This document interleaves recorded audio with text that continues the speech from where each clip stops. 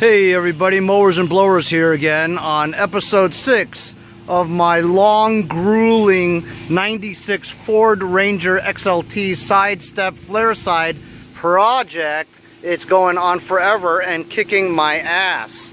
So I've done a little Bondo work here, and of course I go crazy and I start seeing some dents, so I gotta do some Bondo over here. It's just like a long, grueling, it's really driving me crazy because I like to finish things right away, you know what I mean? But fortunately the right side looks decent. I don't have to do too much work over here except for maybe a little bit of polish, some painting, you know. I hooked up my battery kill switch today only because I was trying to attach that to my fuel pump relay as well, so that when I shut off one switch, I shut off the engine as well as all the accessories and the fuel pump so that it will shut off.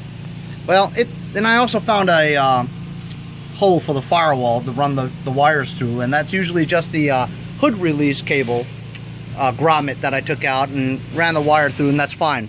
I blew a fuse in the fuse box during the process, but I got a new one and it starts fine, you know. This is starting, I know it doesn't look like much, but it's smooth, so I'm gonna paint that when I have time. Now on the inside I've decided that I've gotta just fix this ignition. The ignition is driving me nuts, you know. So while I got the new switch, I got the new tumbler, it's that actuator rod that can push the engine to start, but when I try to turn it off, it doesn't pull it back.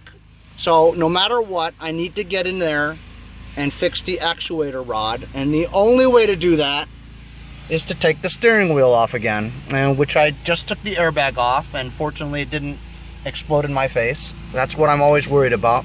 Always remember the yellow wire is the airbag.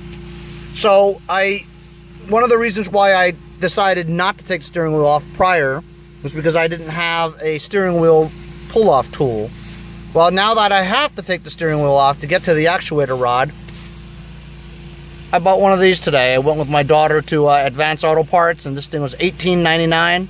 It's a steering wheel removal tool. I'm gonna take this apart and take this steering wheel off and see what we find. My goal today is to fix that actuator rod so my ignition can finally work with a key.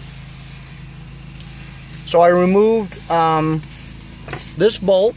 It's a torque screw right off there, and I'm gonna install this tool onto the steering wheel and see if I can get the steering wheel off.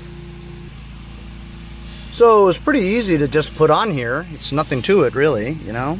The idea is this thing turns clockwise to tighten it in there, or at least pull this way. So while it pulls this way, these two arms here pull the steering wheel off.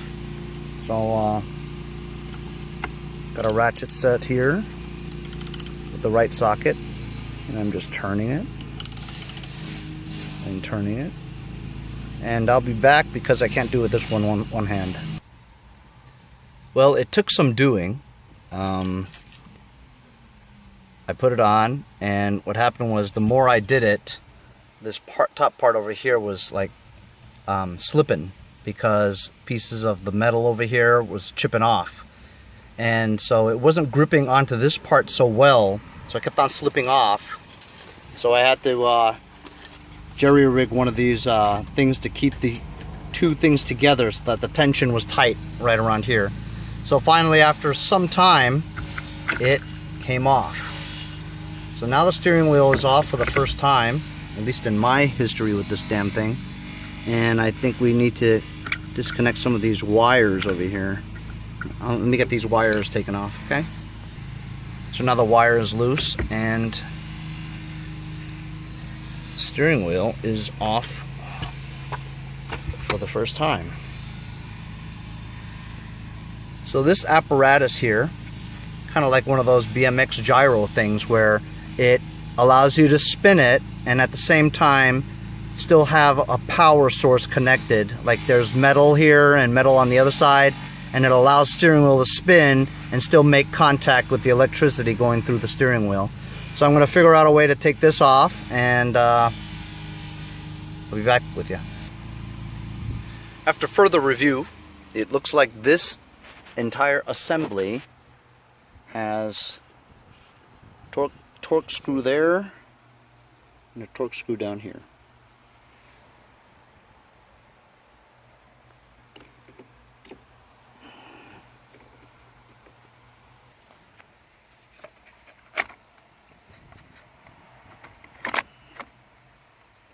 Assembly wants to come apart, so I'm gonna get a rubber band. I got a rubber band around here so that inside a roll of wire doesn't come out. So now we have a good look at actuator rod is in there. This was loosened. I think I might have to take that screw off, and that too. Just took the turn signal assembly off, and I have no idea how to get this down. I have no idea. I'm gonna have to go check the internet. Be back later. Hey, so my phone died and I couldn't videotape anymore, and of course I couldn't wait for it to, charge. But I ended up taking this part off. I removed all these things and I put an order like that, so I know the order that it came out of. And so I'm going to put that back. So basically, the pin came out between the actuator rod and the I don't know what you call it, but the pin came out. So I put another makeshift pin in there, managed to get the cylinder back in, and as you can see down here, where is it? Oh, there it is. You see that? You see the hole where the ignition switch goes in? So now when I starts the car, vroom, and now to turn it off, I can go back. See? Before that thing was just stuck there and it wouldn't move. Now the key will turn off the engine. So I think I've got it, unless that pin comes back out again, that's it. I would never mess with it again, because this has been like an all-day project. So that seems to have worked. And now I'm going to replace all the little washers onto the steering column, replace the steering wheel, and then put the airbag back on, and hopefully my ignition problems will be fixed.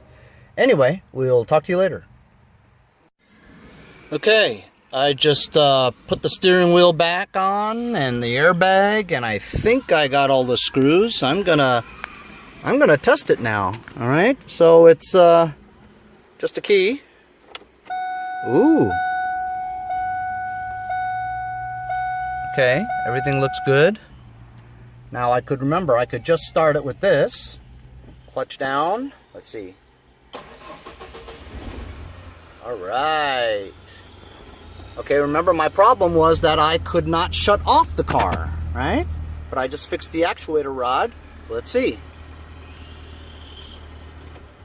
Yeah! The car now shuts off. Let's see if it starts up with just a key. Awesome. Oh my God, finally I'm done with the ignition. What a complete madhouse that was. Oh, I'm glad that part of this project is done. Thanks again for watching. This was episode 6 of my, I guess, long time series of this 96 Ranger project. I'm going to probably work on body work next, and oh, by the way, the speedometer doesn't work. I don't know if I should even fix it. But anyway, come see me again on Mowers and Blowers, and tune in for episode 7. Have a good day, guys.